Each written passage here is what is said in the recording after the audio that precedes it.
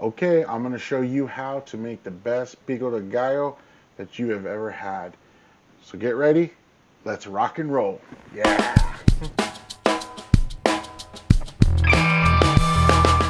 Hey everybody, and welcome to Neighborhood Gardeners. And if you're new here, I hope you like and subscribe. Today I'm going to show you how to make Pico de Gallo the way we do it. And believe me, it's really freaking good. It's going to be a quick video. It's going to be a simple recipe. Another one for Richard's recipes. So anyways, let's get going and I'll show you how we do it. And I know you guys are going to love this because it's the bomb. You guys, it's just freaking awesome. All right, let's get going. And action. And here we go. Of course, you need your knife and your cutting board. I have a plethora of tomatoes here. These little yellow cherry or grape tomatoes, and I believe that is a German Queen that is a small one. It never got really big, but we'll use it anyways. There's some yellow tomatoes, that's small ones, and all of these are just basically leftovers of what we had harvested. We had so many that I just decided to make a pico de gallo. And here's the yellow jalapenos. These are pretty spicy. I don't think they're as spicy as the greens, and they definitely don't have that really good green taste. That was cilantro, and here's some limes, of course, and some onions. Some red onions. I prefer the red onions in the pico de gallo. They just look better and they taste really good. Garlic powder or whatever. Pepper and salt, and also comino that we missed there. And your big bowl to hold everything in. That's all you need. Pretty simple recipe. Here we go. Just gonna cut up this tomato. This was a German Queen that never got really big. It's still ripened on the windowsill, pretty good, and it looks great. And fast forward, really fast, so that we can get through all the cutting and just add it to the bowl. It's basic stuff. And this is cilantro, of course, and cilantro is key, I think, to a really good pico de gallo.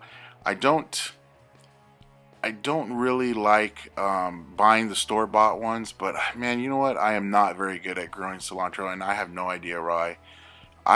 Herbs, I'm not very good. Look how beautiful that is. Cilantro smells awesome. Okay, you just put that in there. Just mix it all up, and here's the limes. And I'm just using the basic juicer, just a hand juicer. You could use the you can buy the little juice containers and use that too. That's fine. I just like to use fresh lime. Just tastes so much better. And I used about 4 limes here. But this is a really big bowl, and it shows right there. I'm only pouring one little thing. I had to pour that like, I don't know, like four or 5 times. And here's the red onions. I like using the red onions.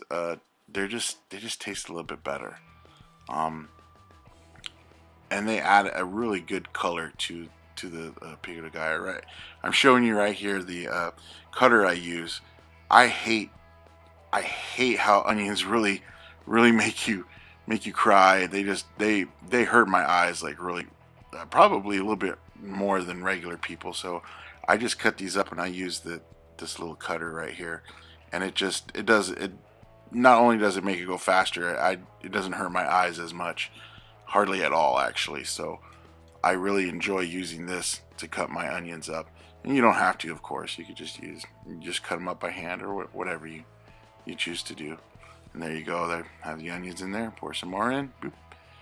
You mix that up. It's going to be delicious. You're going to add the comino in. Now, like I said earlier, I do everything. I just do it by eye. I don't measure anything out. Here comes the garlic powder.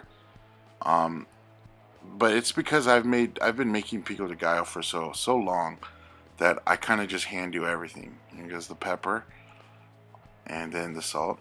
There it is. And so I don't measure anything, and it's just the way it is. And some people do, you measure. You got to use an awesome spatula like that one. to mix it up, but you can use whatever apparatus you want to mix it up. Anyways, mix it up nice and good. And then I add the peppers last because some people don't like. There's the yellow jalapenos. I add the peppers last because some people don't like the heat, too much heat, and I like a little bit of heat in mine. So what I do is I mix it up, I taste it, make sure everything's good. Then I go ahead and put some aside for people who don't like the jalapeno. Like my wife, she doesn't really like it really hot, so she likes a little twang to it, but not really hot. So, and then my boys and the young girls that we're taking care of, they can't eat the hot jalapenos, so I go ahead and put some aside for them, and then I cut up the jalapenos, and I just add them to it.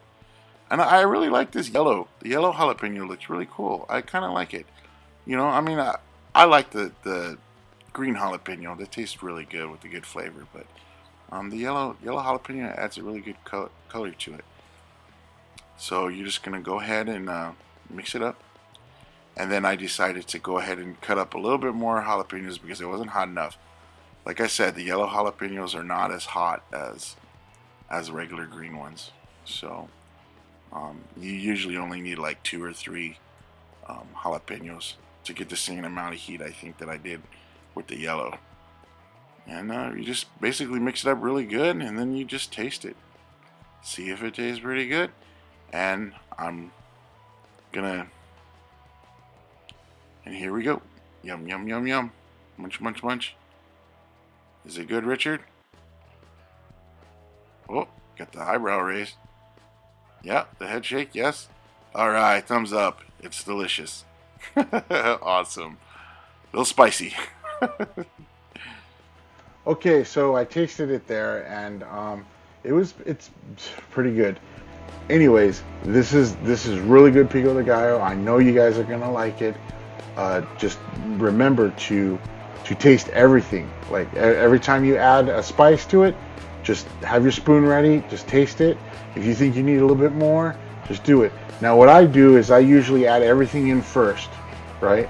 And then I taste it at the end, and then I add whatever else I feel that it needs.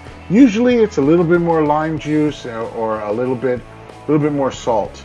But other than that, you're gonna love it. You're gonna love this Pico De Gallo. It's very simple. It goes excellent on fish tacos. It goes excellent just with dipping with just regular tortilla chips. I like to use the cantina style chips, corn chips. Heat them up for about 10 seconds. Oh, they're nice and warm. They come out, and you eat the Pico De Gallo with it. Oh, it's freaking awesome. We also like to eat them with the hint of lime chips. Those are good. Those corn chips that always says a hint of lime.